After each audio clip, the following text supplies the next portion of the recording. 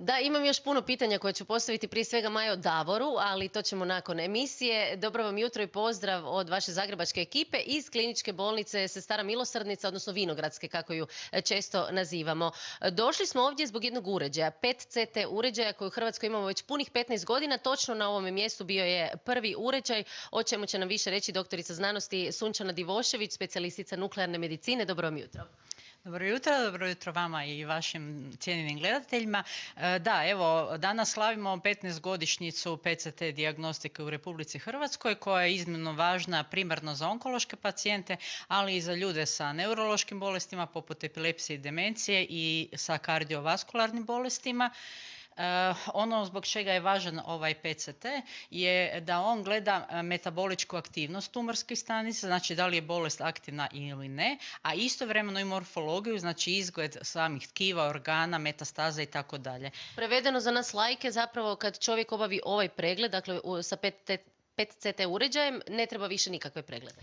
Pa u principu da, znači jer taj nam pregled služi ne samo za dijagnostiku onkoloških bolesti, nego za određivanje stupnja proširenosti bolesti, dakle da vidimo gdje sve čovjek ima metastaze i prije i tijekom i nakon liječenja. I ono što je danas iznimno važno za praćenje učinka liječenja, jer je danas u uporabi puno suvremene terapije, ciljane terapije, imunoterapije koja je jako skupa i uzima se nekad godinama, jer smo srećom dobili karcinom da postaje sve više kronična bolest, a upravo je PCT jedina metoda kojom se adekvatno može pratiti učinak liječenja, dapače u 30 do 40% bolesnika se upravo temeljem PET nalaza mijenja odluka o daljnjem liječenju. Ovako to izgleda, dakle snima se cijelo tijelo. Moramo spomenuti, pretrage se ne rade samo u Zagrebu, mi smo sada ovdje, međutim i u ostatku Hrvatske se mogu obaviti pregled. Tako je, pretrage se mogu obaviti što se tiče naše ustanove i u Rijeci, Splitu i Osijeku. Postoji još jedan uređaj i na KBC u Zagreb, znači to je ukupno 5 uređaja, što je za Republiku Hrvatsku dovoljno jer se računa da ide jedan uređaj na milijun stanovnika. Još jedna velika prednost PCT-a je upravo ovo što vidite na ekranu, znači ovaj primjer, a to je da snimamo pacijenta od glave do pete. Znači snima se cijelo tijelo, snimanje traje 10 minuta, što znači da pacijent ovdje dođe i obavi pretragu i ne mora ići zasebno na CT mozga, na CT toraksa, na CT abdomena, nego jednim snimanjem dobije informacije od glave do peta.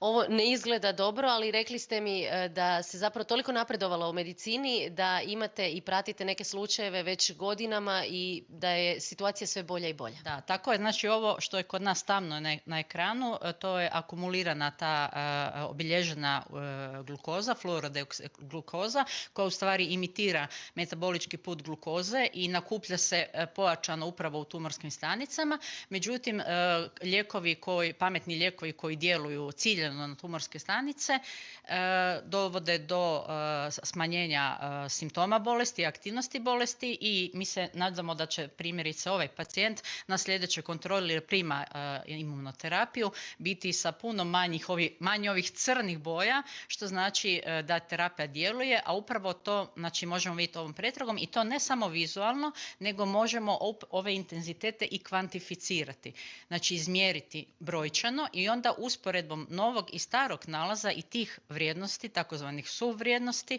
koje se izračunaju kompjuterski ovisno o težini, visini pacijenta i količini tog radiofarmaka koji je pacijent primio, vidimo da li terapija djeluje ili eventualno ne, pa se može i promijeniti.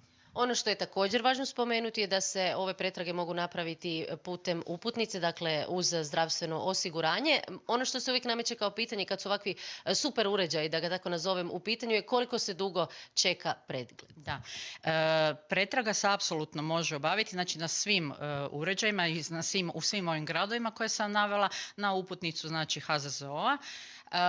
Moram reći da je broj pretraga nažalost limitiran i ispod je stvarnih potreba onkoloških pacijenata u Republici Hrvatskoj kojih nažalost iz dana u dan ima sve više. Koliko je to, dakle koliko se dnevno pregledava pacijenata i koliko se recimo čeka netko ako danas zatraži uputnicu kad će doći na red? Pa doći će za nekih mjesec dana, međutim smatramo da je i to predugo čekanje, neka to bude i duže, ovisno o hitnoći, ako neko ide za 3 dana na operaciju, imamo termin mi i ranije.